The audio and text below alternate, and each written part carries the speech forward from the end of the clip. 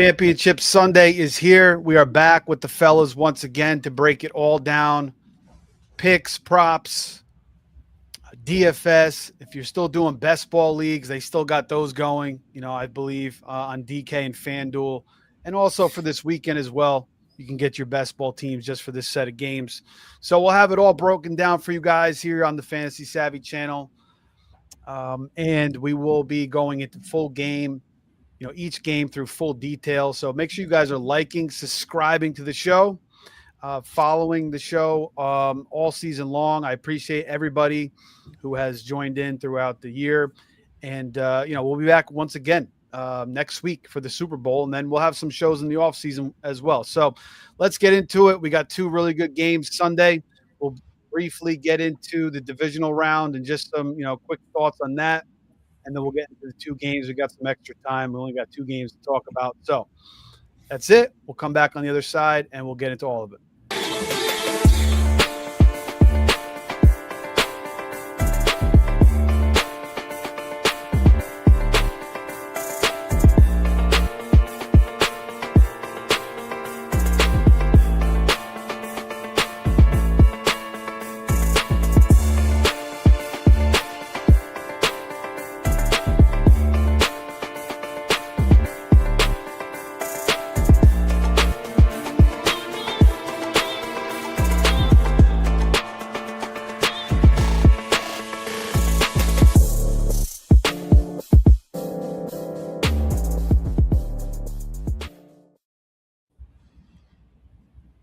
Okay, we are back. What's going on, fellas? How's everybody doing tonight?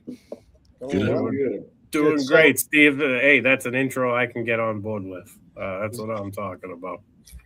Was that the right one there? With did I upload the Drake May more featured one? I think I missed that, but yeah, I'll put it on one more time. I'll input it while you guys are talking, and we'll just play it out of nowhere. So regardless, we'll play it next week too. But yeah, man. So a lot of controversy from last week. Some crazy games. So Joe, I'll start with you.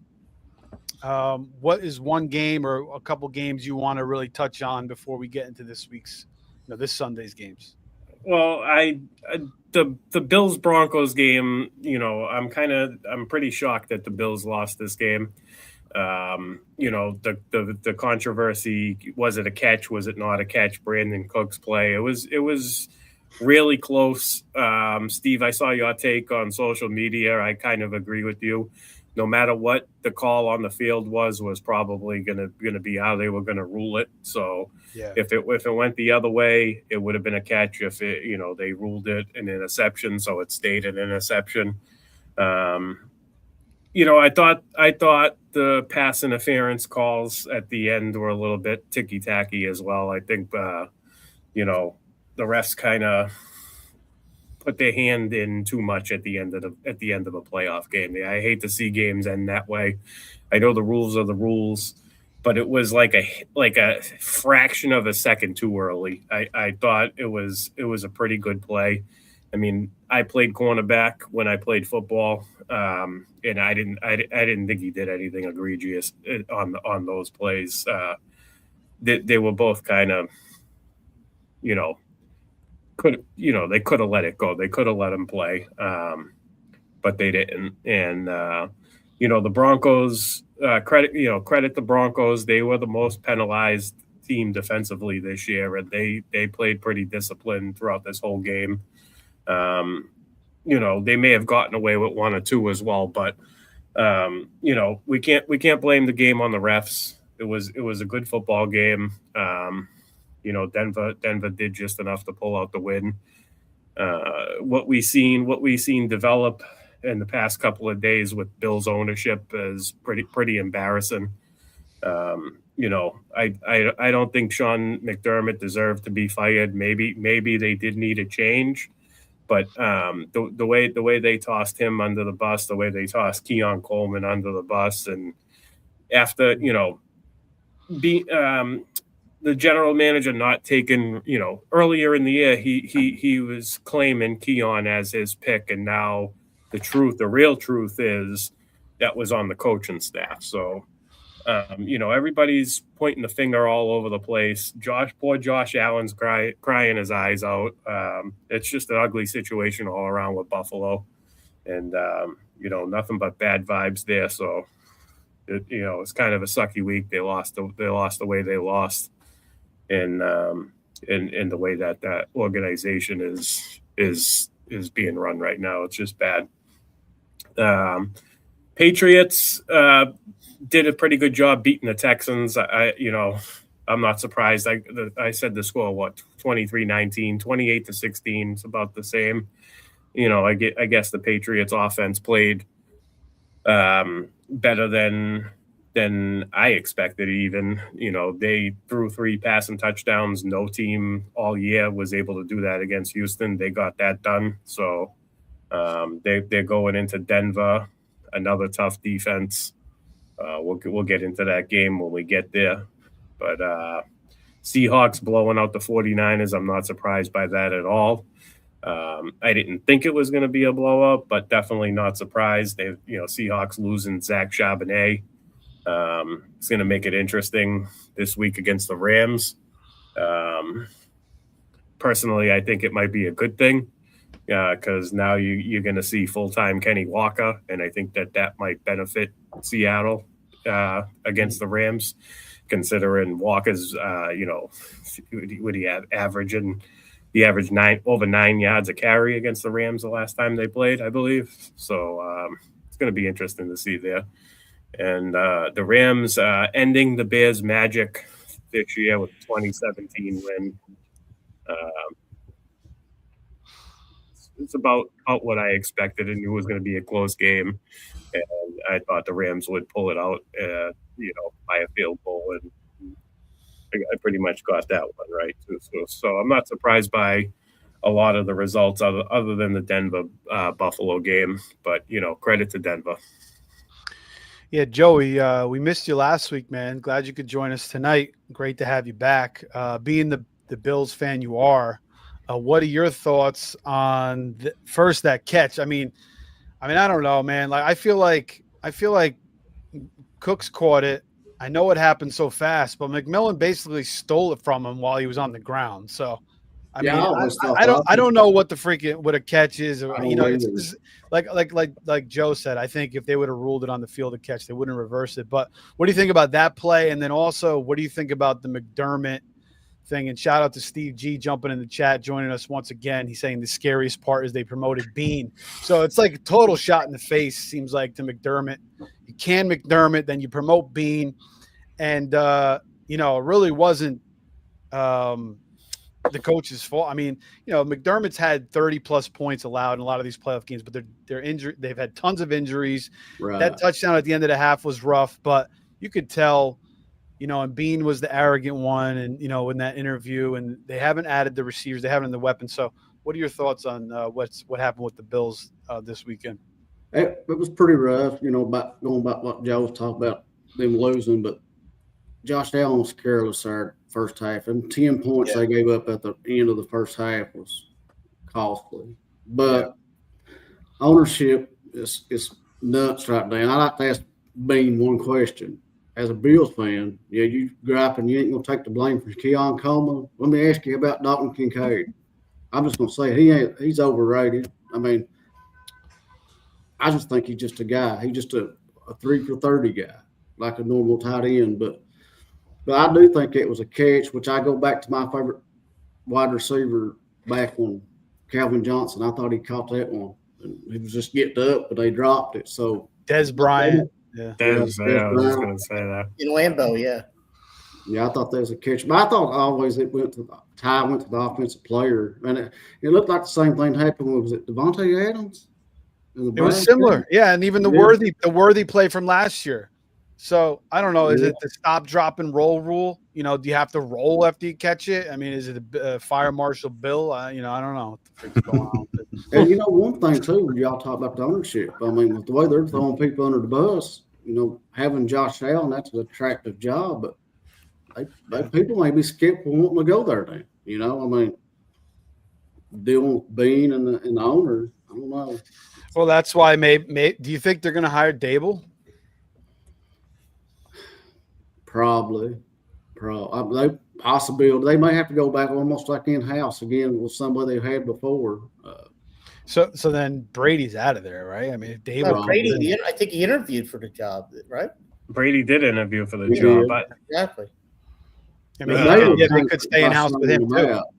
Because who else are you really going to bring in? I guess maybe Clint Kubiak. I don't know. I don't really know. I mean, I think Fitzpatrick kind of made a good point about Allen. He's like he needs like an older, more disciplinary coach than more like a friend to friend coach.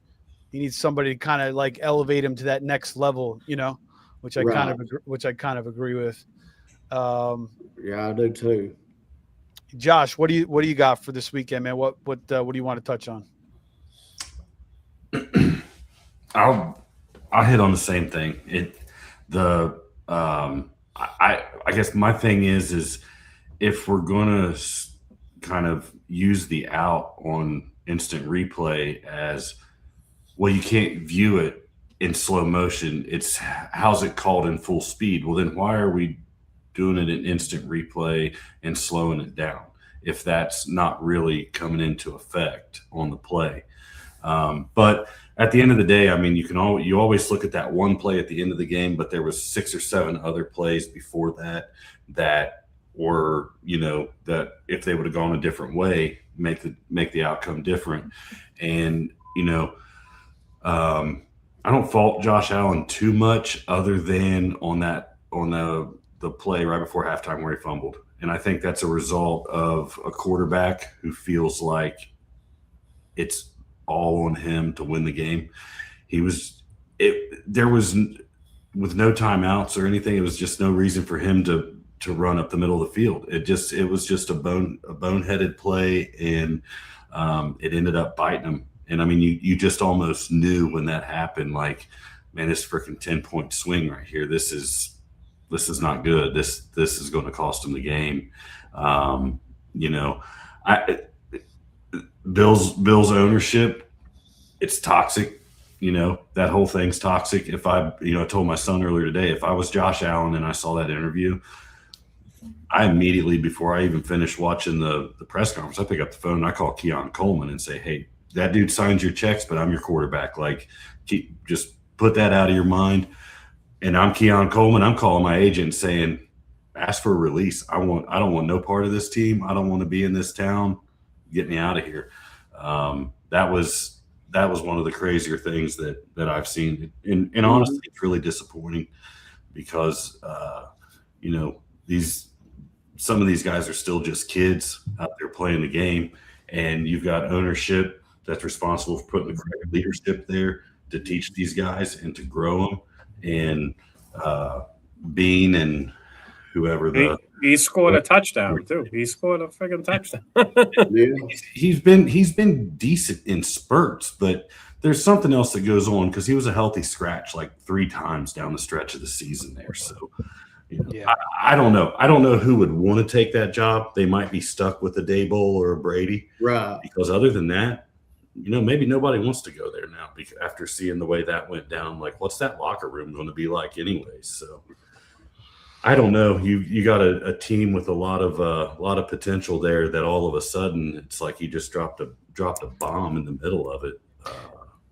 It's crazy because the Bills, who knows? One of their strengths was their team chemistry. I mean, they were just like, they had everything, and now all of a sudden it's like a huge breakup. And I guess the owner definitely takes some blame there, trying to defend Bean. But then you see these videos, from the draft process at the combine where he's like, chewing freaking popcorn or nuts all loud and stuff. And he's talking about how this is better because we're going to get Coleman because he runs a 4.5, just like Gabe Davis did. So it's similar to that Joe Shane thing when he was trying to, play off, drafting Jackson Dart because – he was trying to like almost set it up. So it was similar to that, where both guys kind of got caught on camera. So, but Bean, to his credit, he kind of did take it back. He said, I still wanted Keon. It wasn't all on the coaches. He kind of said that as well. So yeah, it's tough for McDermott. I feel like if you're going to fire him, which I feel like you could have fired him. Like, you know, there's reasons there to fire him for sure. But I think you got to let go of Bean too. But I guess the owner wanted the stability. You know, they must have a good relationship. So, you know, that's his decision. You know, the guy's a businessman. You know, natural gas and oil, I think, is his business. He built all his money on. So, you know, we'll see how it all comes. But, you know, I wouldn't be surprised if this turns sour.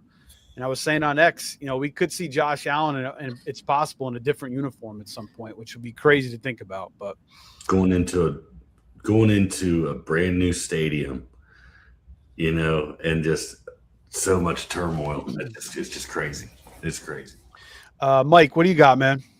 Yeah, I just want to touch on first the Bears and the Rams game. I mean, that was obviously a great, unbelievable play by Williams, and I agree with them kicking the extra point because they were struggling the previous possession. They got stopped on downs. They couldn't, you know, they didn't really. That 2-yard play wasn't in the cards for them at the moment. But the problem I have with when they won the coin toss, there's no way I would have kicked the ball.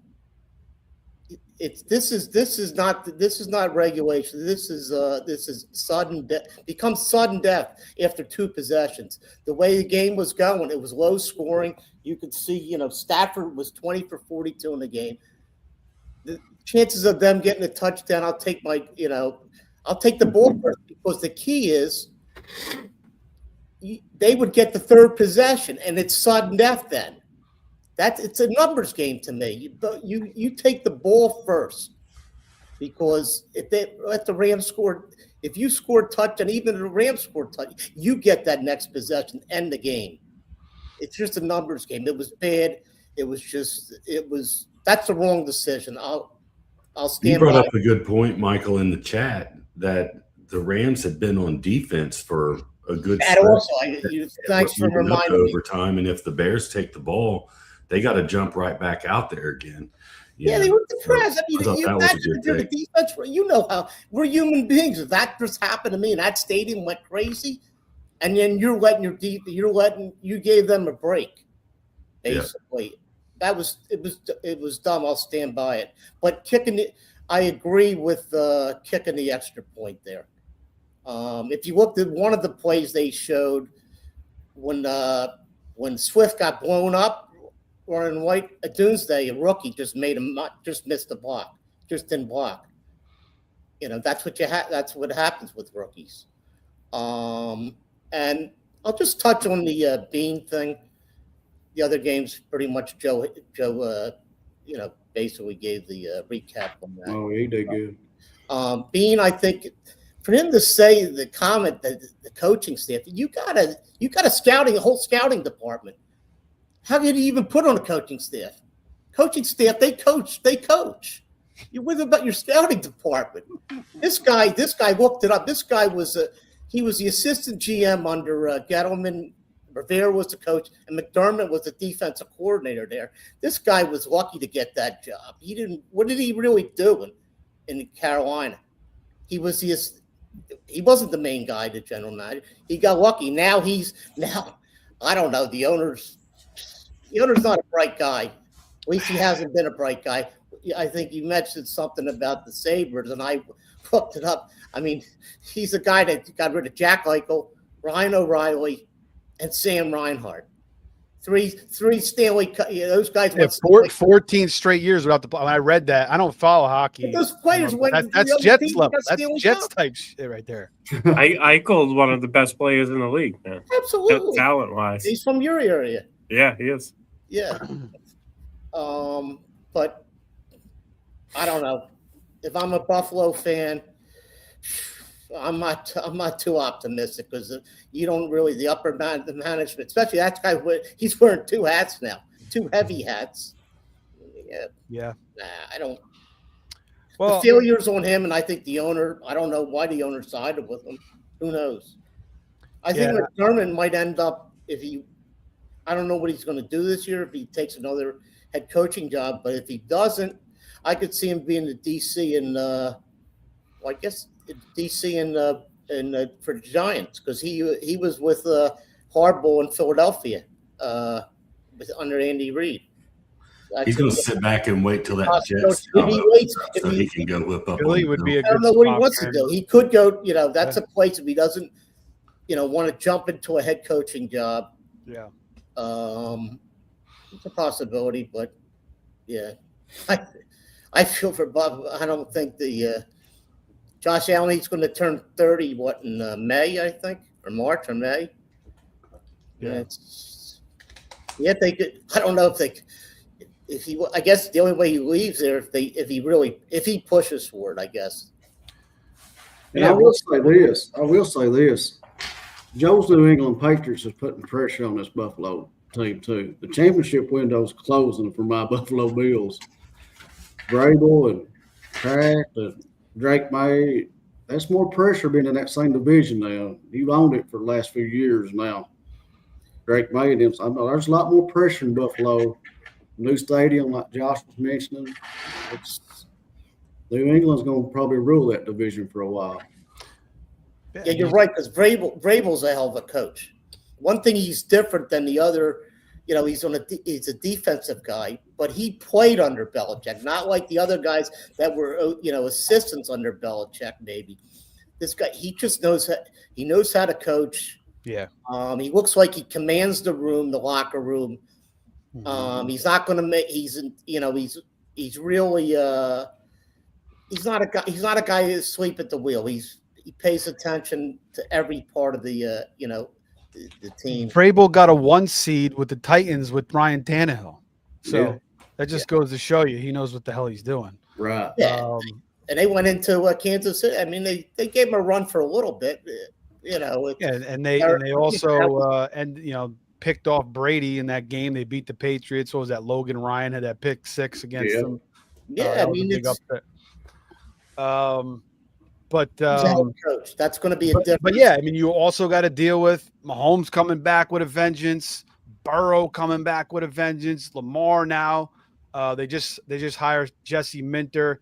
Steve G says, guys, I don't know about your opinions, but some of these coaching hires are making me depressed with the fantasy outlook. What specific coaches you're referring to? Also, Mike McDaniels, now with the Chargers, maybe that one I like. I think that one I like. He's saying because I was telling Joey, the only offensive guy that was hired was Stefanski. All these guys are DCs. I mean, they only had 2 of them. Only had the DC for 1 year. Well, your Cardinals offensive coordinator went to Detroit. Yeah. What? He did. Yeah. I mean, maybe that's just the Kyler Murray issue because when Brissett stepped in there, the offense started to flourish a little bit. Granted, a lot of it was garbage time, but right. We'll see. I mean, I don't know how much good for good Laporta. fit that is. What's that? Maybe it's good for Laporta. Yeah, true. And I tell you too, Marion Hampton's going to be big next year because Mike McDaniel runs the ball more than what people realize than just throwing it around. But he runs. Yeah. He likes to throw to his backs too, so that could be good for Hampton and Vidal. Exactly. Yeah. It's not just like you're running. It's you're running right. You run. It's those running plays are sophisticated to get guys like Hampton into space so they can explode with big plays. Some of that could be Tua too. Like he was just limited. I mean, Tua had Tyreek Hill and Jalen Waddle. I would hope. And you could kind of tell it's more of a Tua issue than a McDaniel issue. Like Herbert could get the ball downfield. So, this passing game, we'll see how McDaniel does there. But I do think it's a pretty good hire.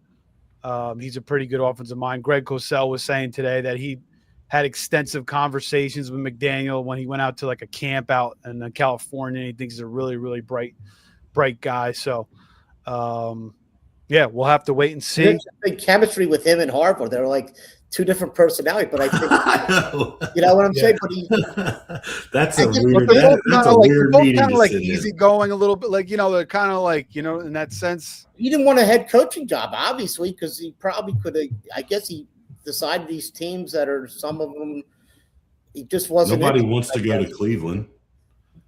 I was surprised, the guys flying commercial though. Somebody had a picture. Oh, I'm on a plane, but he came out of Detroit with the interview. McDaniel, he was going to Tennessee. He was on their commercial flight. I said, "What's this? They're flying this guy commercial? They can't get him a private jet to interview him?" Real quick. The Buffalo situation, obviously the play by Allen at the end of the half, that's something you haven't seen from him in a long time. He kind of did that early in his career, 6 straight games without a turnover. That was just a boneheaded play. He must have been underrating Benito. Benito is an absolute stud. So we'll get into that, but Drake May's got to be ready for that pressure because he's been fumbling a lot. But yeah, Allen cannot make that play. The one sack was a blindside hit. Shakir missed the block. The other deep pass, a little underthrown, but Hafunga made a great play. And then the last play obviously was an interception, called on that Cooks play. But the one play I want to talk about real quick before we get on to the Sunday games is the Caleb Williams, the last play to DJ Moore, because everybody's kind of shitting on DJ Moore on that play. What I saw from that play was DJ Moore and him, DJ Moore was kind of like waiting for Dunze to clear. They were kind of running a dagger route, or like he was running a deep cross. And supposedly it was like a newer play, just installed. So it was kind of like it was raw to everybody. But it looked like DJ Moore kind of wanted to take it deep, and Caleb thought he was going to run it underneath. So like Caleb said, it kind of was a miscommunication, but people were saying he kind of dragged towards the end. I just think the throw was so far right. I don't think DJ Moore even had a shot to even catch it. I think he's played receiver enough, to understand, what if he could catch a ball or not, So DJ Moore stepped up for them in the playoffs. He made some big catches. So I don't know if anybody has any thoughts on that last play. I think the play itself was surprising because they were moving the ball, Chip, consistent, running the ball, nothing, high risk. And that play was probably, the longest play on that drive up to that. And they were moving the ball. I would thought they were almost in field goal range. So why take it? I mean, I don't know if that was the play call or that was just a decision. Caleb made that decision. Maybe that wasn't the first read. It was second down. Supposedly he had Monangai underneath. I don't know why he took that risk to begin with. Because they were moving. I thought they were going to move and beat the Rams. Well, he's still a young player. He's still learning. Yeah, again, it was a newer play. So that's part of it. Just saying, right? It's just a play calling there, really. Yeah. Okay. Anybody want to touch on anything else from the divisional games, or want to touch on any of the coaching changes? Steve keeps talking. Just said Stefanski is a good hire. Not sure about Reese. Also, Jesse Minter, Chargers defensive coordinator, goes to the Ravens today as well. And that seems like a good hire. We'll have to wait and see how it pans out. But anybody else want to touch on anything before we get into the Sunday's games? Yeah, Steve made a comment that, everybody's going to steam Hampton up into the first round. But I just want to say that, his upside is RB1 with Mike McDaniels as the offensive coordinator. Justin Herbert is a borderline elite. I think if you put him in the right situation with the healthy offensive line,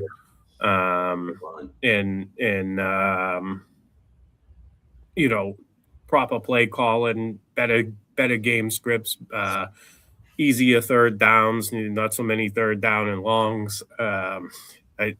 Hampton stays healthy.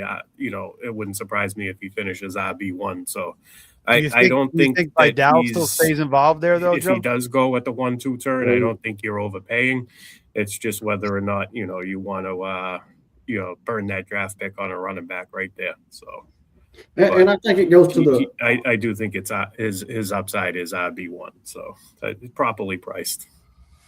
And I think it depends on the drafter. All 5 of us is different. I mean, it depends on if you feel comfortable if you want to take Hampton. I might not. I might at the back end. I may go hero or wide receiver, running back. Or I may go wide receiver. I guess it's what you feel comfortable with drafting him there. I see the upside, and I think Vidal will be involved too because, he used Ollie Gordon. Did he use Wright? He used Wright some too, didn't he? Oh, he uses multiple running backs for sure. We definitely can't forget about Vidal. But I think the upside is there. Yeah, before Hampton got hurt, that he was impressive. He was looking tough, and that was with the banged up offensive line. So, creative offensive play caller, healthy offensive line. And I mean, I don't think he has to be the bell cow. He can still, I think he's still going to be in a great position to put up a bunch of points. Yeah, I don't think I'm taking any chances in the first couple rounds anymore. Like, I just want to give me the guys that have proven it for the past couple years. You know, give me a Monra again. I'll take him. You know, and I never draft him. But I'll go after the 100%. I don't know. A new coaching staff, maybe it changes for him. I don't know. So that's a risk too. But you think with gamer, with Williams still there. I mean, he played that one game. He wanted to come back on Thanksgiving. The next week, I mean, he was dynamite, and his ankle was hurting him. I mean, the guy he doesn't want to be off the field, and he's tough. He's a gamer. That's what you want. You want him on the field. That's the problem. A lot of times, guys are not available. Yeah, I mean, like if Dan Campbell's still the head coach, Monra is still going to be So it's like, I'll go back to it again. All right, that's it. Let's get into Sunday. Both games on Sunday, Championship Sunday. First game is Patriots at Broncos, 3:00. Weather does not look to be a factor. Just going to be cold. Looks like 20 degrees. No wind, no snow in Denver. So, it'll be cold, but that's something that obviously Patriots are used to. We'll see about the altitude. Joe, I'll start with you here. You're the Patriots fan. How you feeling about Jarrett Stidham coming in? And first of all, I'll talk about Jarrett Stidham real quick. I saw him playing the Raiders. He had that one good game. He did play for the Patriots, actually, the Raiders signed him. So maybe you have a little bit of history on him. You could touch on him. But I think he'll do a pretty decent job. Their defense is kind of leaking points here. We'll see if J.K. Dobbins returns. They're also trying to get their center back. They're down to they could be down to their third center. We'll see, but their second or original center is practicing full today. Pat Bryant, he's practicing full, but still needs to be cleared. It sounds like Troy Franklin's going to be out. But Joe, I'll start with you on this game. As far as Jarrett Stidham goes, back in 2020 when we had him and Cam Newton, he couldn't beat Cam Newton out for the starting job, so he was our backup then. I don't think he's that much of a drop off from Bo Nix. I mean, Bo Nix definitely carries an element where, he's more athletic. He can run the ball. I think there's some design runs for Bo Nix. I think that if the defensive line gets through, Bo Nix could, not take a sack. He could get himself out of pressure, be able to throw the ball away. I think that's where it's the difference between him and Stidham. I think Stidham will probably end up taking more sacks. Denver's offensive line is pretty solid. Definitely one of the better units in the league. But the Patriots defense the past few weeks have been elite. They've been better than the Broncos defense, in my opinion. And we know that the Broncos defense is also a top 5 unit. So, like I mentioned earlier, the Patriots just play, they play the Chargers defense, which they're top 5 pass defense in the NFL. They gave, Drake. I thought Drake May was pretty shaky in that game. And I thought he was definitely going to have turnovers last week against Houston, but he came out and he threw 3 touchdown passes on that defense. And, nobody during the regular season was able to do that. So, the Patriots have such a superior offense compared to Denver. Even with Bo Nix as the starter, I had the Patriots comfortably winning this game. Let's see, the over under is 42.5. The spread's 4.5. I think they cover the points. I do think it stays under though. 42.5 is a lot. Let me see. I do think both teams are going to turn the ball over in this at least once, maybe even 2 times apiece. Stidham I think the Patriots are gonna play back and let him make mistakes. I think that the Patriots have been blitzing 38% of the time, which is pretty much the same rate as Denver. I could see them toning that down just a little bit until they get a lead. The Patriots are going to have success running the football. Denver was pretty good against the run all year, but in these playoffs, they've been giving up chunk plays. Like James Cook looked pretty good last week against them on the ground. And while their defensive unit is solid, I don't think they're dominant. And the Patriots have quite a bit of pass catching options. Kayshon Boutte has looked phenomenal the past couple of weeks. Shout out to you, Mike, for riding that horse the last couple of weeks. He's surprised me. He's made one of the best touchdown catches I've seen in recent years last week. Denver's 17th against tight ends. So Hunter Henry, even Austin Hooper, the Patriots are going to be able to – they have so many options that I think that they're going to find ways to move the ball on the Denver defense. Do I think that they're going to blow them out? No. I have the score. My score prediction for this one is Patriots 24-13. I think Denver gets a touchdown. It could be either defensive or offensive. I'm leaning towards offensive, though, especially if Pat Bryant is healthy. I could see him. He's probably my pick for Denver, for a Denver player to get in the end zone. It'd be interesting if J.K. Dobbins plays. That's definitely going to help Denver a lot. I think R.J. Harvey is, even though he's been elusive, the Patriots are very physical defense, and I think that they'll cause problems for R.J. Harvey in the run game. But, Harvey's more effective as a pass catcher. And if I'm Denver, that's how I would be using him in this game. I wouldn't be necessarily relying on him to get 15 to 20 carries and move the chains for me. I think that would be a futile game plan if they plan on limiting Stidham's passing attempts, which, according to Sean Payton, he's apparently just going to let him rip. So, but I think people are underestimating the Patriots defense. And, this is a backup quarterback that hasn't thrown a pass in a real NFL game since 2023. Like I said, I had the Patriots beating them even with Bo Nix. So I'm expecting the Patriots to have pretty good control over this game. I think the only way that they could lose this game is if Drake May makes some costly mistakes early on and Denver gets a lead. If Denver gets a lead, they'll have a little bit of a chance to upset the Patriots here. But,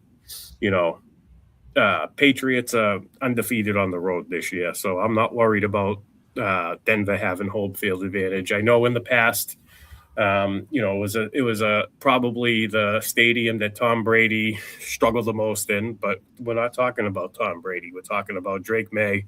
We're talking about Mike Vrabel. I think we have the coaching edge. I think we have the quarterback edge. It's not even close. And just going by the last few weeks, I think our defense is playing better than Denver's defense as well. So that's how I'm reading this game. Denver's also 8-10 against the spread. Now I know that they're usually favorites and they're home underdogs, and the home underdog is undefeated when it's 4 or more points, or I forget what the actual number is, but home underdogs in the playoffs the last 50 years against the spread, also undefeated. So something's got to give here. I'm just, over the last 50 years, I mean, how many of those teams were playing their backup quarterback with no prior regular season reps? Like you want to bring up Nick Foles. Nick Foles he played that entire playoffs when he came in and beat us. So also in the regular season, he had a couple games. even though one of them wasn't great. But you're right, absolutely right. Yeah, this guy's coming in straight up cold. I know he's been on the team for 3 years. He knows the playbook, yada yada. But I don't know. I just don't think, like I mentioned last week, Houston don't have enough firepower. I don't think Denver has enough firepower to beat the Patriots in the playoffs. Yeah, even Jeff Hostetler, who I've referenced a couple times, he came in before the playoffs started as well. Yeah. Oh, I got a prop. Oh, my one prop is Austin Hooper, 15 plus receiving yards. All right. Anything on the total or the side here? I like the under, and I like the Patriots to cover the 4.5. Yeah, apologies if my screen keeps freezing. Okay. I had my hat down earlier just to kind of keep one frame, if you guys noticed that. So I'll go back to that again. I don't know what's going on. I'm going to call StreamYard customer service and get elite customer service from them tomorrow. But, yeah, so Patriots are giving 4.5 here. Obviously, the Stidham effect here. The over-under is 42.5. 75% of the cash is on the Patriots. 71% of the tickets is also on the Patriots. So people are fading Jared Stidham here. 54% of the cash is on the over, 46% on the under. But a lot of people are fading Stidham, just like our boy Joshua here, who is absolutely smashing Stidham here in the chat. No one talked about Stidham as even a serviceable QB in 7 years, but now all of a sudden Denver is acting like he's a starting caliber player. Nick Foles also had 2 to 3 full seasons as a starter. The one thing I'll say about – go ahead. I was going to say one thing one point I didn't mention that's in my notes here that I just realized I forgot to mention was the point differential for the regular season. The Patriots plus 170. The Broncos are only plus 90. And I want to say the Patriots are plus 85 in like their last 3 or 4 games. So that right there just tells me how much more dominant the Patriots are than the Broncos. And I don't want to hear this easy schedule crap because Denver had pretty much just as easy as their schedule was pretty easy too. Yeah, they had the 3-14 Raiders. They had a offensive line depleted Chargers. They had a 6-11 falling apart Kansas City Chiefs team with Rashee Rice drama and everything else. And it's. The Patriots are the more physical, more dominant team with the better quarterback. It's a no-brainer for me. One thing I'll say about Stidham is he's been there for a few years now. He definitely knows the system. I remember when I watched him in that Raiders game that was like a Week 17 game. I was like, it looks pretty damn good. I mean, he had a nice game, but like Joe said, hasn't started since 2023. Trying to hasn't even thrown a pass. Never mind. Four career starts, 2 with the Raiders. I mean, no pressure there. Right. You're right. He's in the experience factors is on the bottom as far as you can go. Yeah, that game I think I'm talking about. They lost to San Francisco in overtime. He threw for 365 yards, 23 of 34, 3 touchdowns, 2 picks. But I remember watching him later, and he kind of he didn't look as good after that. So you never know what you're going to get, but it is a good system. McVay is very smart about keeping, quarterbacks managed. But I don't know how they're going to run the ball here, and you're going to miss Troy Franklin. We'll see if Pat Bryant even gets cleared. Josh, what are your thoughts on this game? Bryant did get cleared. He cleared concussion protocol. Oh, he did. Okay. Brian's good to go. Dr. Chow. I was listening to Dr. Chow, and he's like, "There's no way because this is his second concussion, just like Nico. Even though he's back at practice." And then I was just reading up on it, and I saw that he practiced in full, but I didn't see he got cleared. Wow, that's huge. Yeah. At least that's what I heard. That's what I heard this afternoon. So, I don't know if somebody else heard something different, but I heard he was cleared. So. No, I heard the same stuff, Josh. I think he's in. Yeah. Troy Franklin, on the other hand, might not be, but with the hamstring, that's soft tissue. That's tough. You know, I mean, the Broncos don't really have any choice but to juice up Stidham. You know, I mean, they're stuck with him this week, so that's what they gotta build his confidence, whether it's in the media or whatever. But I mean, we've seen it with some of these veteran quarterbacks that have been backups, and I mean, I know he doesn't have the playing time, but he's been with Peyton for a few years, and you've got a veteran coach that's, whether you like him or not, he's a smart guy. He's gonna try to come up with a good game plan there. I think Dobbins could be key. I don't know how healthy he is, but if he's able to play and provide anything, that might help. I think for Denver to pull it out, I think it's going to take a defensive touchdown from them. Their defense is going to have to pick up the slack for what the offense can't do. But I like the Patriots this weekend. I think that with Drake May and their offense and the way their defense is playing, I think they're just too much for the Broncos. And I don't, when to your point, Joe, about people saying that the Patriots had an easy schedule or this and that, you can only play who's on your schedule. You can't help if they're easy or not, and you still got to go out and beat them. And it's the playoffs now, so the Patriots have proven it in the playoffs to me. So I don't know why they can't go to Denver and put it on. They've had to go against 3 top 5 defensive units. The Chargers are top 5. The Broncos, the Texans top 5. The Broncos top 5. There's no easy path there. You ask me. And ultimately, if they win the whole thing, nobody can say anything about their regular season because they're gonna end up playing either the Rams or the Seahawks, and that's not going to be an easy way to go either. So, but I like the Patriots. I'm fully on board with them. My prop is Stidham's going to have to throw the ball because they're playing from behind, and I like his over 32.5 pass attempts this week. I like that. I will say real quick because we didn't go over it, but we are 33 of 60 on our props in the playoffs. Dan's got 8. Me, Joe, and Joey each have 5. Michael's got 6. And Steve's got 4. We got robbed on a Charbonnet injury, a Tonjes injury, and Michael got robbed on Sutton last week. His line was over 4.5 catches and over 54.5 yards, and he had 4 catches and 53 yards. And a couple targets at the end. If Franklin and Brian don't come out, we were close to hitting. Probably gets that, because they had nobody else to focus. I mean, they let Mims. He had they're going to let Mims and the other guy.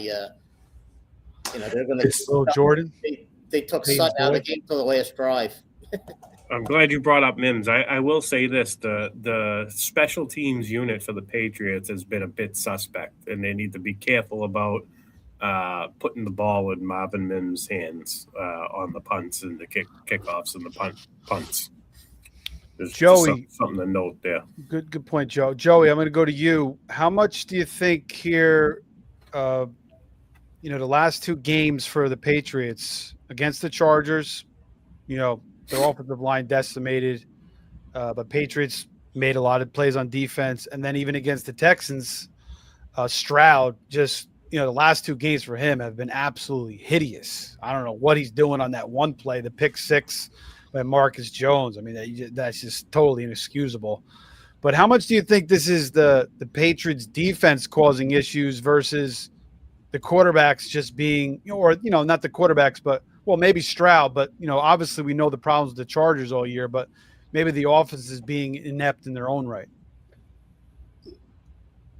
Yeah, I can see that. But one thing I will say, I think the defense is really good for New England. I seen a stat I wished I'd seen. I told Joe earlier. Between the wild card and divisional round, Patriots is the 3rd team since I know Baltimore defense in 2005 to give up a total of 500 yards and fewer than 20 points in those 2 games. That's only been done 3 times. I can't remember the other team who it was. There's 3 teams. But, I mean, they did face Herbert. That's a good offense usually. But the defense is legit in New England. I think they're a pretty good unit. I like them, and I think they win this game. But I will say this.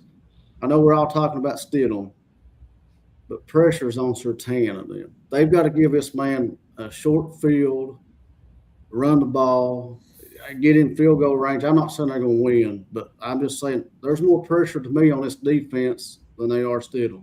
I mean, I know Stidham ain't done nothing, probably won't do nothing, but there's more pressure on Denver's D in this game than they are the quarterback. They've got to give him short field. They got to stay on their side of the field. They got to get turnovers somehow. But now they get a lot of sacks. They've not really been a good fantasy. I mean, I know it sounds crazy. They've not really been a great fantasy defense that you would draft. Like I drafted them. I'm guilty of it. I don't think they really got a defensive touchdown toward the end of the year. So, like I said, I think that the defense is playing really well. I mean, they're a good unit for New England. Really good.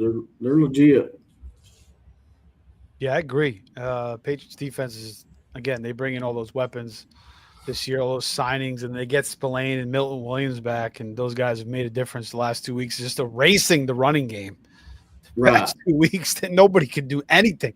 Freaking Woody Marks has the game of his life and then turns back into the Jag that I think he has 14 carries, 17 yards, whatever the hell it was. So, yeah, that was absolutely hideous. And that's what's so bad for Denver, like you all talking about Stidham. And you can't run on New England. You stack the box, you're going to make him throw it, like Josh said, 32 and a half. He's missing Franklin.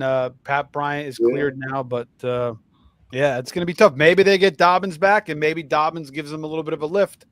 It's possible. I mean, Dobbins will have fresh legs, which will be a good thing. Do you have any props or picks in this game? Yeah, I'm going to go Evan Ingram, 4+ receptions, only because New England's 20th against the tight end. So I'm going to just, not that he's going to score, but I'm just going to go 4+ receptions. They give up usually 5, I think, to tight ends. All right, Mike, what do you got here, man? Yeah, Joey touched on a good point. Because I was gonna, I like Ingram. I like Ingram for the yardage over, over 15 and a half, because New England, look, in the 2 playoff games, I mean, Schultz, he was two catches for 100% for 40 yards until he got hurt. Even Gadsden was 3 for 3, and going down. I think Dulwich did well against the Dolphins. And I think you go down the line. I think because that's the Patriot defense. They want to keep everything in front of the stick. That's always been their defense. That's been tough, and that's what they're going to do. They're going to force the quarterback to make the mistake. And I think Peyton will probably use Ingram. Because he's got experience, and he's usually in the past. I mean, Payne's had success with his tight end, so probably for those. I mean, I don't think he's going to get any maybe big plays, but I think he's going to be a target and hit those 2 props pretty easily with Ingram. I think New England wins the game. Because I just think they got the defense is also better. It's in the playoffs because they got Williams back. Williams makes a big difference. He showed that against the Chargers. He was good against Houston. They're going to be for a guy that's never had 4 NFL starts. It's going to be difficult. I'm not. What scares me is the public. Public's usually like to go against the public. Yeah. I think it's going to be. I think New England's going to win, but I don't think it's going to be a total blowout. Altitude does help them in Denver. The home field, that's a little edge, but I don't know. What's the chances of Dobbins playing? Are they? I don't. He came off at limited. That he's practicing in limited fashion, I believe, and he's been cleared, so we'll see. They're trying to force that center out there too. He just came off injury reserve too, and he had a full practice today. And Dr. Chow was saying like you never see that, so it's like they're just kind of just gonna wing it. It's do or die, so they're just gonna try to force these guys out there and get the most out of them they can after losing their quarterback too. So, what's the injury with the center? Well, he missed last game, and then their backup got hurt. I think it would almost be like their third string. This is their second string center that's coming back. I think a leg injury, or I don't know exactly what his injury is. I think they're going to try to get him back in there. They just shoot him up for the game, whatever. Yeah. That's what they do when these guys. It's pump them full of elephant juice. I think Dobbins will definitely help. Dobbins during. That's why I was asking that Dobbins. He's got the experience. They brought him off of IR. They could have left him on till Tuesday and then taken him off, if they won. So they've got to believe that he's going to play. They had to believe he's healthy enough to take him off IR to throw him out there. So that'll be a help. And I guess we don't find out till tomorrow or maybe even game time. They may see how it is. I don't know. But I would think Dobbins is playing. Yeah, I still think Vegas don't know because there's no lines on Harvey available for us. At least no lines on Harvey yet because we don't know what's going on with Dobbins. But to answer Steve's question in the chat, he asked if Stidham dumps off to Harvey. I absolutely think so. I think Harvey is good for 3+ catches at least. Especially down some guys. You'd think they try to get him more involved in the passing game. They should do that every game. Yeah, he's been pretty good in the passing game. That's his forte too. He's been in New Orleans. I mean, Christ, that's always been a forte with the running backs. And now is the time to pull the rabbit out the hat. Right. RJ Harvey, get him in the open. He talks about tight ends all the time. Who's this new quarterback coming in? Who's he going to look to? He's going to try to go dump it off tight end too. What do you think, Josh? I would say but. Where's Evan Ingram been all year? Well, he needs to earn his keep this week. Yeah, and my prop bet, like Joe mentioned, I'm going to go right back with for the third time with a Booty over 35.5 yards, -114. If you look at the Buffalo game. The secondary is supposed to be good against Denver. Denver's supposed to have a good secondary, but they're giving up. Jacksonville was able to pass on them. Bills just scored 30 on them. I think Diggs might have a little trouble because maybe it's 7, but I think Booty he's a talent. My partner's he's in Baton Rouge. He knows. He told me that's why. I know a little bit about the SEC, specifically LSU guys. Bootie's a talent. He is a talent, and he showed it. And I think they're going to use him enough to get him easily over that over. They moved it up 5-6 yards, but I still think it's too low. That was a big time catch by him. Any concern about Surtain being on him? You think Surtain's shadowing Diggs? I don't know what they're going to do. I think they put Diggs in the slot. That's what I'm saying. I'm thinking he'll be going against McMillan. Cook. These guys have got open. Surtain on the outside. Yeah, I think the wide receivers. I don't know. It's tough to be a cornerback in this league, no matter how good you are. And Booty's a talent. He made that. That's a hell of a Booty only needs one catch to get that 35. Yeah, he had it already before he caught the touchdown. He had the prop bet done. So I think that'll be pretty easy. And that's my take. And I hope he's Joe's wearing that hat in 2 weeks. That's right. Right? That hat stays on for 2 more weeks. Even if they do try to take out somebody, Pop Douglas looked pretty decent there the other day too. He finally was showing of him. He showed back up. That's what I'm saying. The Patriots just have so many weapons that they can use, and Denver doesn't really lock down everything. They dominant. They're solid, but they're not dominant, in my opinion. I mean, they might have the players. You're right. They haven't performed. At least in the playoffs. Collins came off IR too. And against Jacksonville, Jacksonville moved the ball up and down the field on them. And Mike, you brought up about how the Patriots struggle against tight ends.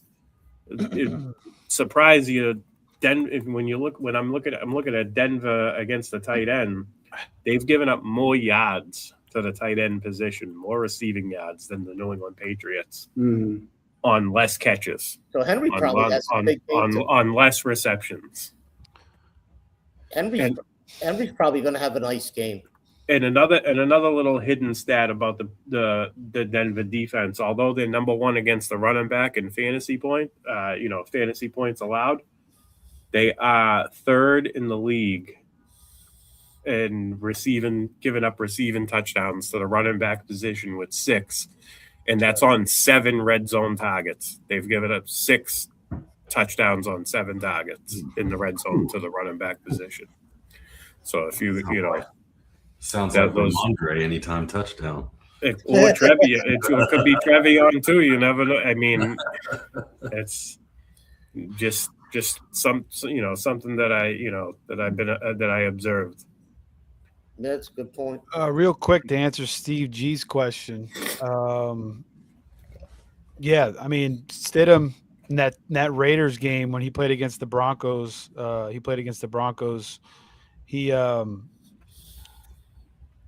was the quarterback for the Broncos against the Raiders. He threw to Javonte 7 times, and he also threw to Samaje Perine 3 times. That's 10 targets for the running backs. And, they're down guys. I think the RJ Harvey props are actually looking pretty good. But again, depends if Dobbins comes back. That throws a little bit of a wrench into things, but the numbers should drop, maybe get a better value. Josh says Ramondre got those soft hands. He's always been an underrated receiving back. People kind of forgot about him this year. He's struggling with those fumbles, so it was kind of a concern. We didn't really know what to expect. Trevion coming in, but they're using Ramondre now, and they're going all in on him, even over Trevion. And Trevion had his chances. He played a ton in the first half. He didn't really do anything. So they went to Ramondre in the second half, and he got the job done. But yeah, I'm going to go. There's one other thing. I just wanted to talk about the usage real quick. Hold on. Let me just duck my head real quick, and then talk about the usage. Ramondre got the usage in the second half. Demario Douglas, he ran 14 routes. Chisholm was dialed down, just 3 routes. Kyle Williams also 14 routes. And then Boudet was elevated, 83% snap share. That was the most by far, just 55% for Diggs.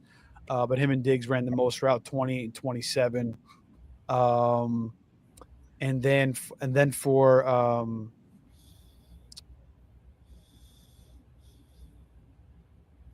the Broncos, we'll see how it works out. Little Jordan Humphrey got the second most snaps. 72% of the route share. Marvin Mims 70% of the snap share.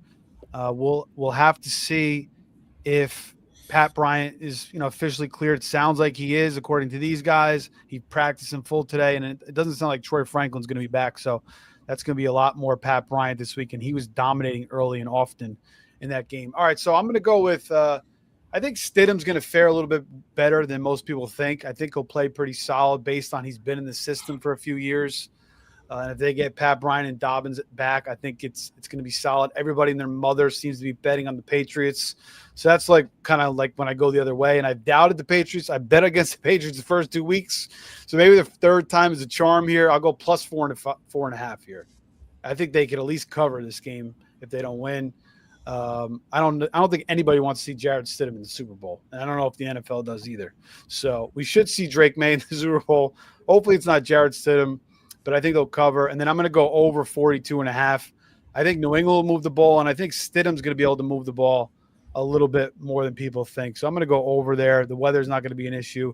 I'm going to go Drake May over 30.5 rushing yards. Mariota ran for 55. Trey Lance ran for 69. and Allen ran for 64 last week. It's the freaking AFC Championship.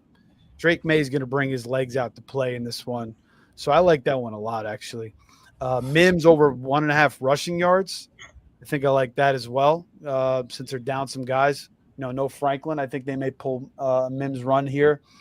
And if Bryant plays, I like over 31.5 receiving yards for him. And I may go Ingram over 2.5 catches, but you guys seem to have the Ingram covered. So let's go Denver plus 45.5. For my best bet in this game, I'm going to go with the Drake May over 30.5 rushing yards, though. And then if you could find a good number on Bergalis over 1.5 field goals, I feel like he'll definitely kick 2 field goals. I have minus 150 in Hard Rock. But if you could find like a minus 130, minus 120, I think Bergalis is going to kick at least 2 field goals in this game. And he's been really solid down the stretch. Oh, yeah, he's been excellent. Yeah. Anybody else want to add anything here before we get into the next game? Dan's prop that he sent in is Ramondre over 72.5 total yards rushing and receiving. And Dan was 4 for 4 last week. Yeah, all of a sudden he's. He told Josh about how many times did he tell you about that, Josh? It's been at least 10 times in the last 4 days. Yeah, at least 10 times. But that's all right. I would probably be right there with him if I was batting. He's feeling good, man. 800 on the playoffs like he is. Hey, he's feeling good. He's having good days because of it. Let the man have his positive emotions. Absolutely.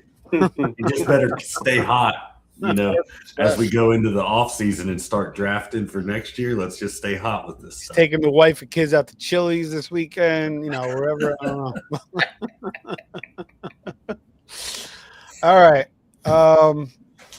So I think we covered that game pretty well. Let's move on to the Sunday night game. It's going to be Seattle at home against the Rams. And this is the third matchup, this year between the two teams. The first matchup, the Rams won 21-19. The second matchup, Darnold struggled heavily in the first half. He comes back, steps up. They win in overtime 38-37. And Rams are getting 2.5 here on the road. Over under is 46.5. Mike, I'll start with you on this one. What do you like? Well, in the game, it's I like the Rams, big time. When I see a 2.5, I usually like the underdog anyway. And I just think that last game they played, I think the Rams beat themselves, and I don't think Adams was. I think he was out, right? He was Adams out. Was out, yeah. He was out that game. Puka went crazy in that game. But I just think I think the issue is going to be Darnold. I don't think he's going to be needed. He wasn't needed. Frisco ran out of gas. I mean, that was kind of obvious. Going West Coast, East Coast, West Coast, it's undermanned. That Kittle injury took a lot out. That's tough. Yeah.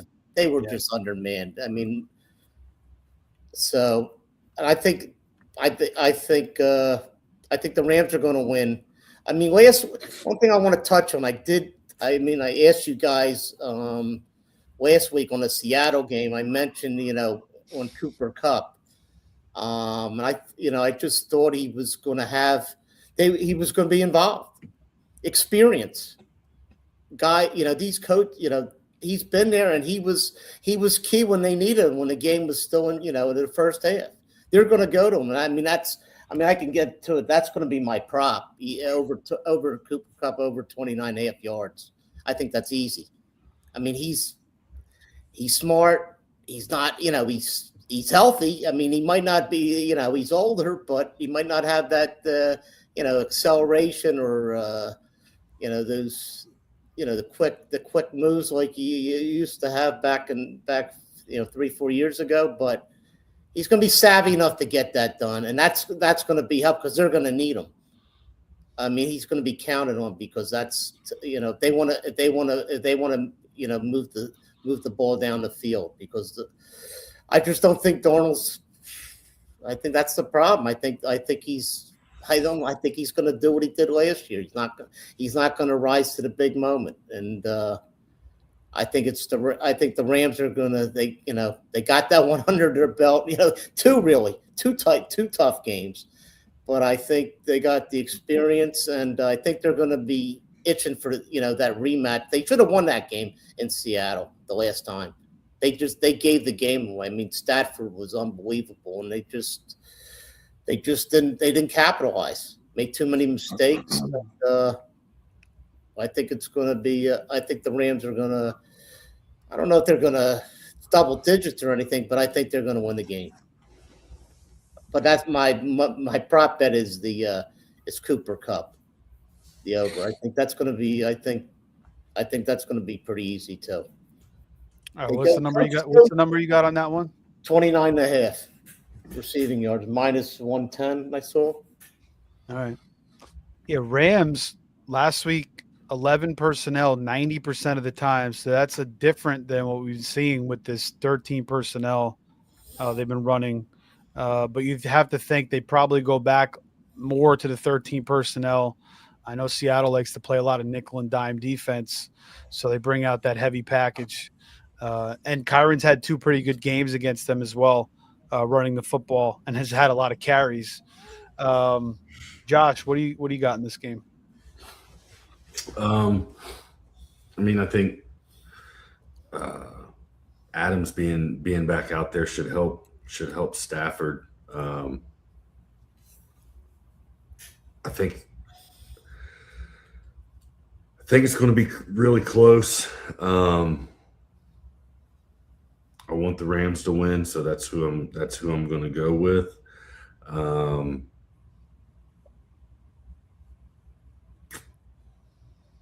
I think they utilize the tight ends a lot in this game. I think Seattle's going to do, like we mentioned about the Patriots, keeping things in front of them. I think that's going to be a big deal. So I went for my prop. I went Parkinson over 24.5 yards, and Dan Higbee's been hot for him in the playoffs. He's went with his over on yardage the first 2 weeks, so he was going with it again with Higbee over 15.5. So I think both of those hit. I think they utilize those guys, and I don't know. It's when it's a division rival and you're in that third matchup, man, they pull out all the stops, and McVay's the veteran coach here, so I lean with McVay on it, and it'll come down to Stafford. I mean, if this is truly, if Stafford can make it to a Super Bowl and win, and he's done, then there's a lot of he's feeling a lot of pressure right now. But I don't know. This is going to be a good game. I think this is going to be a knockdown, drag out, in my opinion. But I don't know. Colby Parkinson played the most snaps last week, 68%, 19 routes. Ferguson played 30%, 18 routes. Higbee was just 10%, 8 routes, and Davis Allen was 12% with 1 route. But we'll see. I mean, they could kind of change that game to game. Again, I do expect a lot more 13 personnel this game from the Rams after running 90% 11, which is what McVay has historically ran. He's kind of brought this 13 personnel out of nowhere this year. Also, just wanted to add one more thing on this game, and then we'll get to you, Joey. I just wanted to go over the bet percentage on this game. Rams getting 70. Actually, I'm sorry. The Seahawks are getting 70% of the cash and 59% of the tickets. So, interestingly enough, people are all in on Seattle right now. I like Joe, that. What do you got here? Me feel good. Yeah. But I remember a few months back, I said I thought the Rams was the best team, but I'm going to Seattle this game. I just think they get it done. And my prop, believe it or not, I'm going Jason Myers 2+ field goals in a close one. He was a hot field goal kicker down the stretch for a while there. But they have to manage the game. They have to keep Steve's guy he used last week, Kenneth Walker. They've got to manage this game in a way, and their defense has got to step up, and they got to put pressure on Stafford, because Sam Darnold has thrown 2 touchdowns and 6 interceptions in the 2 games against the Rams. You got to try to take it out of his hands. So I think the running game has to be used. But even though Darnold was bad, JSN was still good those 2 games. So they're going to move the ball. Walker's going to he's playing for a contract too. And, if they get him to the Super Bowl. But I'm going to go see that game. Does Seattle have a choice but to sign Walker now that Charbonnet now with ACL? They're going to sign Walker, and then they're going to bring in Jamal Williams and give him all the goal line carries next year. Yeah. And I'm gonna draft Walker again. Have to suffer for drafting talent and the coaching. Who was the guy for the Chargers that used to score all the goal line touchdowns? What was that guy's name? Do you guys remember what I'm talking about? He was like a little bowling ball. Was it Michael Turner? Was it Tolbert? Oh, Tolbert. Mike Tolbert. They're going to bring him in. Yeah. Amazing how fast you forget these guys. Oh, God. Peyton Hillis. Yeah. Peyton Hillis. There's another one. Yeah, the goal I line remember my first year doing fantasy, or like my second year doing fantasy football, and I drafted Barry Sanders. And I remember Barry would have like a 60-yard run, and he'd get knocked out like the 2-yard line. I think their fullback was Corey Schlesinger, and they used to bring him in. Right. He would get the touchdown. I'm like, the hell is this? So, you just can't control it sometimes. Barry would get 1,500 yards and 5 touchdowns, whatever it was. Yeah. All right. Who wants to go next here? Mike? Oh, do we get your opinion on this game yet? Yeah. Okay. Am I the last one to go here? Me and you. Oh, Joe, you go first. Go ahead. All right. So I just want to say this game, of the 2 games, this is the game that's got all the good props in it. I think there's a lot to target here. I have 6 or 7 that I think could come into play. Couple of key numbers I want to touch on between these 2 teams in their first 2 matchups. Kenneth Walker. He had 67 yards rushing and a touchdown, and 100 yards rushing and a touchdown. I thought I wrote down the carries, but I guess I didn't. In both games, he had 3 receptions in both games. One for 44 yards, one for 64 yards. So he's 6 catches, 108 yards in the two games. He's got a total of 33 touches for 275 yards, 8.3 yards per touch in the 2 games that they've played. Zach Charbonnet is out of the picture. So I absolutely think that, Kenneth Walker is going to thrive on volume alone. Obviously, the efficiency might go down a little bit with the more touches. But I could easily see him. I have him down. One of my props for him is 4+ receptions. That's at +128. Him and Charbonnet combined for 7 receptions in one game and 5 in another. So, like I mentioned, Charbonnet's out of the picture. Kenneth Walker has been effective in, 6 catches for 108 yards. You're talking, 16, 17 yards a catch. I could see him easily getting four receptions here. I like his total yards. I didn't see what it was at. I know the Russian prop is at 85.5, but my safe one, my favorite Kenneth Walker one is the 4+ receptions at +128. Both of these teams struggle against the tight end. I know late in the season last year, Tyler Higbee had a big game. It was Jimmy Garoppolo playing quarterback, but Higbee is effective against the Seahawks defense here. You guys touched on it earlier. Seattle likes to keep everything in front of them. I could see all the tight ends being utilized. I like Ferguson 25 plus receiving yards. He's been, you know, he gets like the long reception.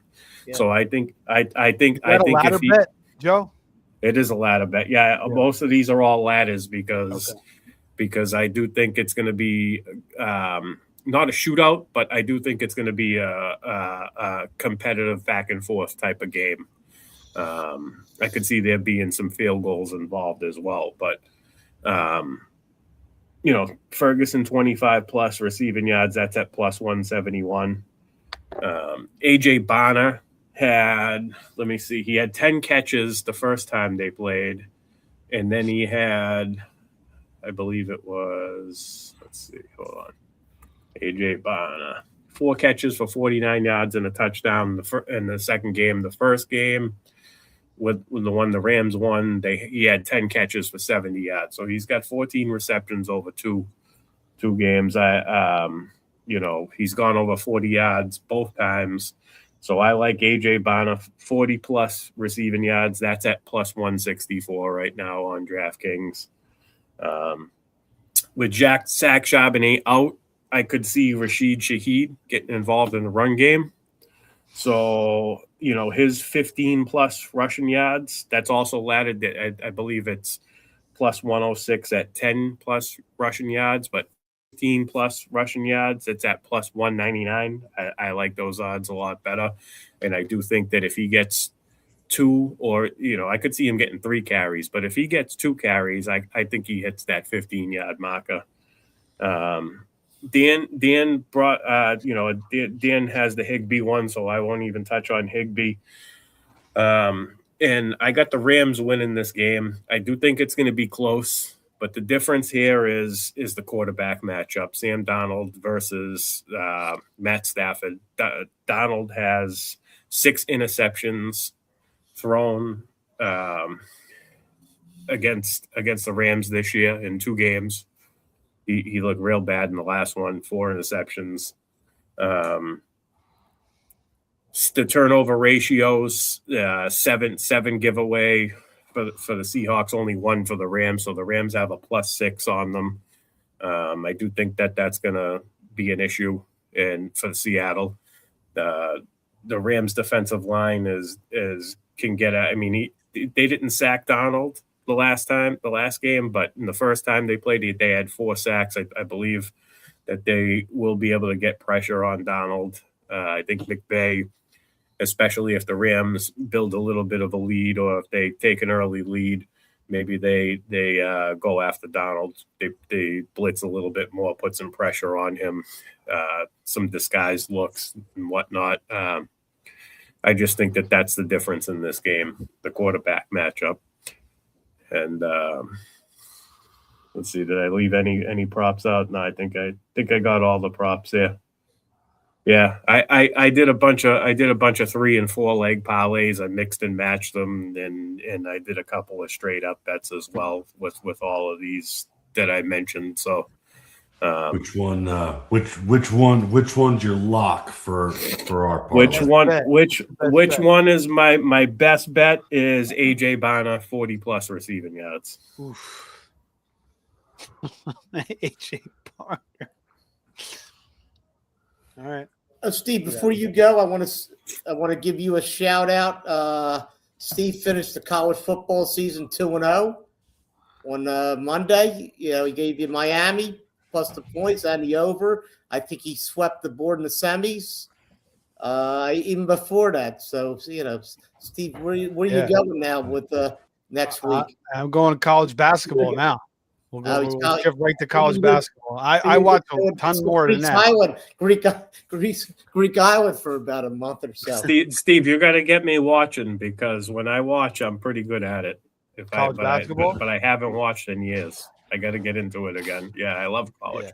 College basketball over NBA for me all day long. Yeah, those documented football picks. You know.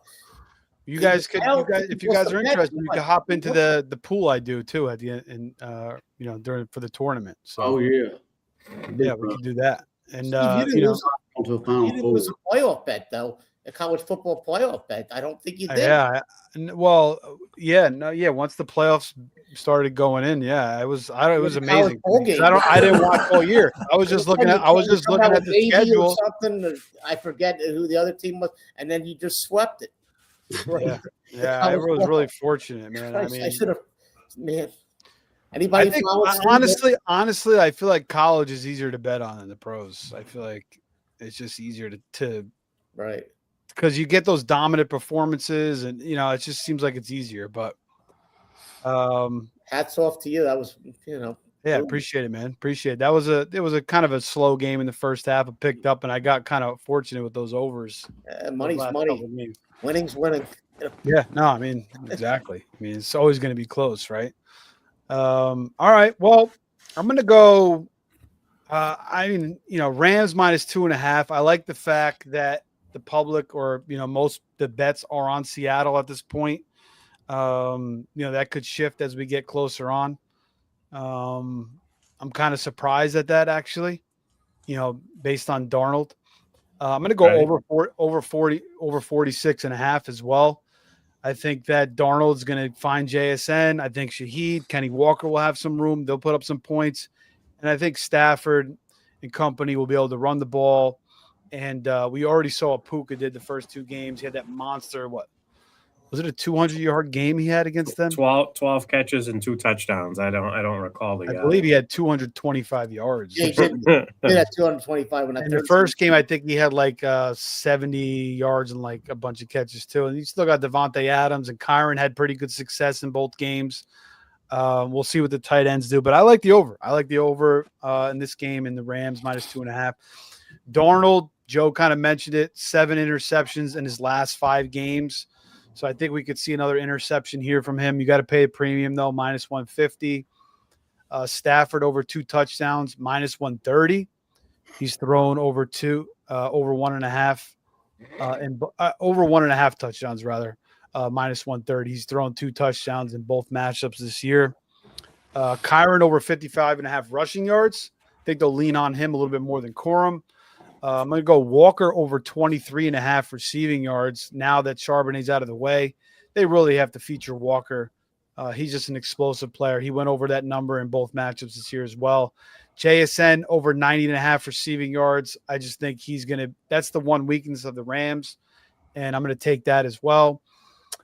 Terrence Ferguson over 1.5 catches +140. I think that's really good value. And then over 14.5 receiving yards for him as well. Joe laddered it up. But yeah, we'll see. We'll see what happens this weekend. I think we are hoping that we see a Drake May, Matthew Stafford Super Bowl, but we really could get anything. We could get a Stidham freaking Sam Darnold Super Bowl, which again may take the kids to Chuck E. Cheese for that one. But I told you, that happens. You're gonna have to wait for an hour, 2 hours or something. You're gonna be Chuck E. Cheese is gonna be packed. Yeah, I'll be watching on my phone. You'll be watching your phone, waiting for your I'll be on that little ride that goes up and down. I'll be on that with my daughter, watching on my phone. All right, I think that's pretty much it. I think we covered everything. Which bet are you going with for the parlay, Steve? Oh yeah, I'll make sure I get the right one down. Hit this week. One of these two, if not both.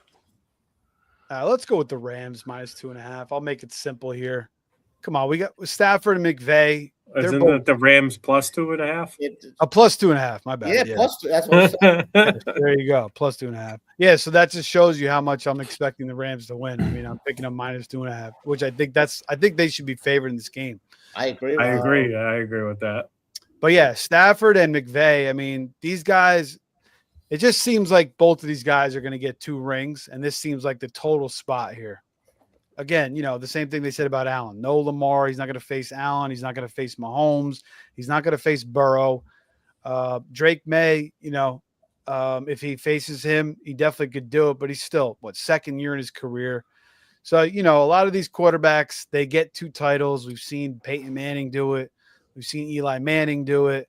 John Elway, countless quarterbacks, Staubach, Harbaugh, Bradshaw, countless quarterbacks throughout the years. the great ones get it done. They get one or two. They get those 2-3 titles in their resume. And McVay as well, the great coaches seem to get multiple titles as well. So, I mean, this just seems like the Rams' year to get it done. It's wide open for them. They got to go against Sam Darnold, a second-year quarterback, or possibly a fill-in backup quarterback. So it's got to be the Rams' year. They got to see this opportunity and smash it. So I'll go Rams -2.5. I mean, +2.5 rather. It's almost like deja vu. It's going to be Brady beating the greatest show on turf. Is it going to be May upsetting Stafford? It's almost riding out like that, though. That's true. Warner only got how many Super Bowls did he win? One, right? Yeah. Yeah, because he went to 3, but he only won one.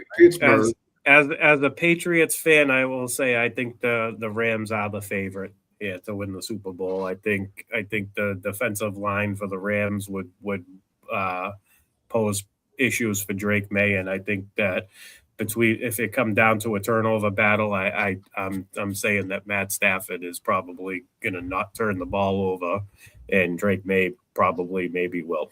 So that's kind of how I'm. If it does end up with those two teams, I would say that I would lean Rams as the favorite for sure. Could be another New England rematch with Seattle again. Mm-hmm. Yeah, but I mean, the Patriots defense plays lights out again, and if they completely shut off Denver, then I mean, well, then again, the Rams are a whole nother animal. You got to deal with Puka Nacua and Devontae Adams, and there's elite talent all over the Rams offense. So, yeah, go ahead. I was going to say I wouldn't feel good about the Patriots' chances against the Rams. Current Super Bowl odds: Seattle was the favorite from the jump. They're still the favorite, +155. Rams +200. New England +250, and Broncos, if you want to go with that Nick Foles, Jeff Hostetler bet, +1100. So 11 to 1 there for the Broncos. I kind of feel a little bit down on my over pick in the Broncos game. I could definitely see it going under. I could see kind of like the Broncos defense stepping up for their offense a little bit more here in this matchup. And then, obviously the Patriots could shut down Jarrett Stidham, but I'll stick with my original pick. But I do like the over more in the Rams game. And I kind of like the Broncos +4.5 more than the over as well. All right. And that's it. Anybody else want to add anything? Go Patriots and go Rams. Go Patriots, go Rams. Oh, yeah, Steve, I think we're all going to hop on planes and head down to your place. I think you're the only one that's avoiding feet of snow this weekend. It's going to be 75 here tomorrow. Yeah, they just upped it over here to 24. Steve, you could add up to 24 inches. It's always high temperatures. You could add it up for the next 7 days. It's not going to equal 75. I tell you that. Nice. Well, Steve, let us know what happens in ball games because none of us might not have electricity. Can you believe the Seahawks are Super Bowl favorites? Back in August, there was a good chunk of people that were calling them a rebuilding team. Yeah, amazing, huh? The only thing I'll say is McDonald. I don't know if you guys saw that before the year. He did like a speech and he was talking about them getting to the championship game. So they are in the championship game. So he visualized it and it happened. But maybe he should have said the Super Bowl. So we'll see what happens. Nobody again. We'll see what happens. Their defense is really, really good. But I think the Rams get it done. All right. Well, we'll be back next week. Maybe we'll kind of mix it up. Yeah, we'll be back next week. We'll kind of maybe we'll do like a fantasy lessons learned and do like a little bit of a preview as well, and then we'll get into a full preview the following week for the Super Bowl. But we'll talk about it. We'll figure it out. College basketball. Maybe we'll know who our coaches are. He will have his college basketball. You got to write Steve at college. Yeah. I mean, college basketball. I'll start picking up a little bit after the Super Bowl. Right now. Yeah, I don't know, man. I pulled something out of my ass for sure, though. Like going back to Steve G and all the coaching, like y'all talking, that's a whole different animal to figure out, okay, is these players good in this coaching tree break down a lot, these fantasy players, like Yeah. if we bring it up Hampton, we might figure out somebody, okay, this player ain't gonna do as good in this system.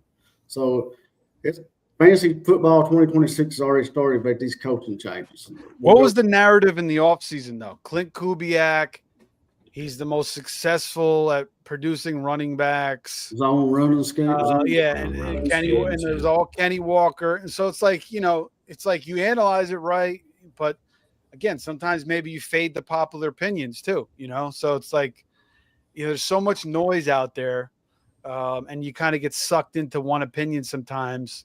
So that's why it's always kind of good to just formulate your own opinion and just ride or die with it sometimes too.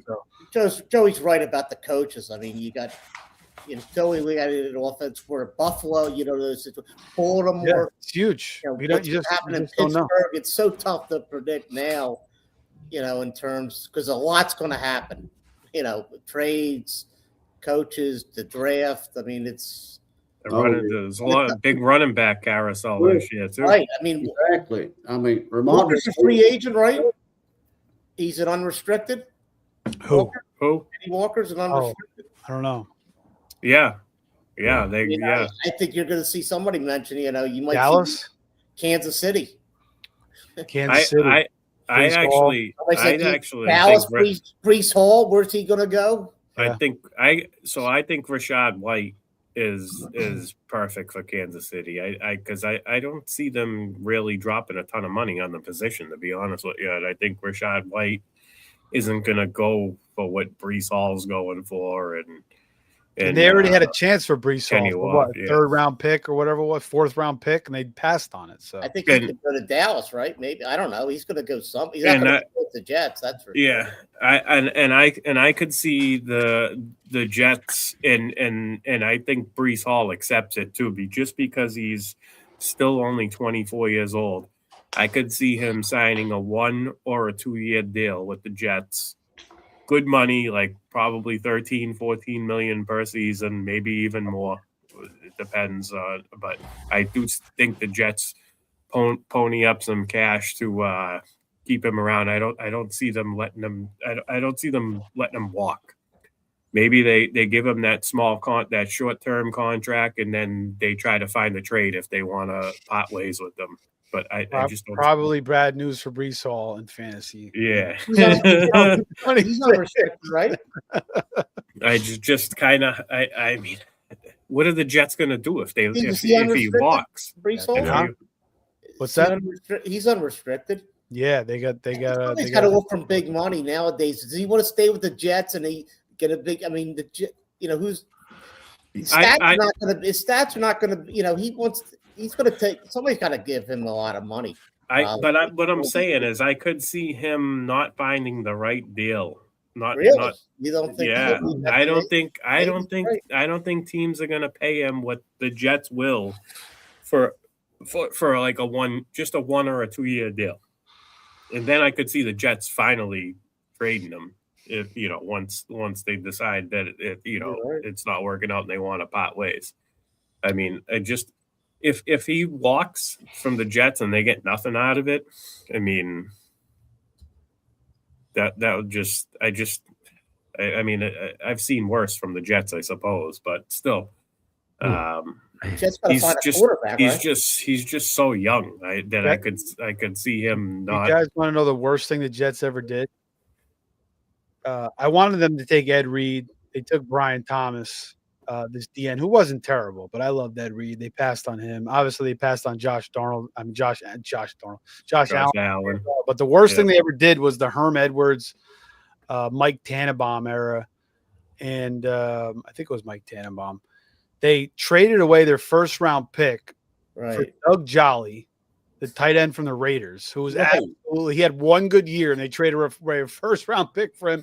And their second round pick, they took Mike Nugent, the kicker from Ohio State. So I mean, it's just like, can you get any worse than that? I mean, he was terrible. I think they took him off ESPN, right? He's not. Yeah, I don't know what's going on. He's still got some influence with some teams. I don't know. The guy, he's terrible.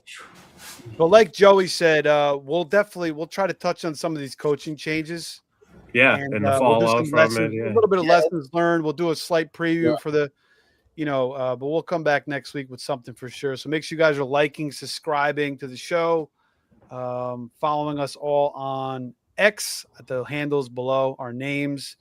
But we'll close the show with the more featured Drake May intro, and then we'll go to the outro, and we'll see you guys next week. Enjoy the games this weekend. Enjoy your weekend. Get those snow blowers out. Maybe those robot snow blowers out. One good thing I don't have maybe to come down to Florida before the snow hits. So Great, that's perks of living in the city. Yeah, no doubt. You got it all taken care of. All right, guys, take care. All the best. Go Pats.